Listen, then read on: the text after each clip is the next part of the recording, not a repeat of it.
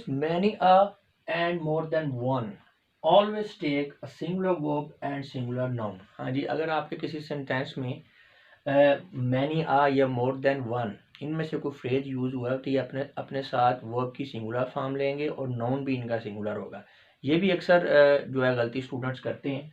वो यहाँ पे चूंकि मैनी लिखा होता है या मोर का वर्ड आ रहा होता है, मोर देन वन, तो वो समझ लेते हैं कि ये प्लूरल सेंस दे रहा है और वो इसके साथ फिर प्लूरल वर्ब लगा लेंगे या नाउन जो है वो प्लूरल यूज कर लेंगे। तो ये दोनों ही गलत है। जब मैनी आ जाए या मोर देन वन आ जाए तो उसके साथ आपने सिंगुलर वर्ब की फॉर्म यूज करनी है और सिंगुलर ही आपने नाउन यूज करना है। जैसा कि यहाँ पे देखें, many students were failed in the class, ये सेंटेंस गलत है।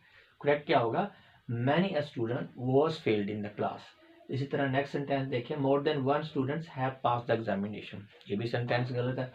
मोर than one student has pass the examination. अब यहाँ पे देखें ना, ये स्टूडेंट्स है तो यहाँ पे स्टूडेंट होगा, वर है तो वॉज होगा, ठीक है ना, यानी सिंगुलर आपका नाउन होगा और सिंगुलर ही वर्ब होगा। इसी तरह यहाँ पे ये नाउन आपका सिंगुलर प्लूरल है लेकिन ये सिंगुलर होना चाहिए क्योंकि मोर देन वन आ गया।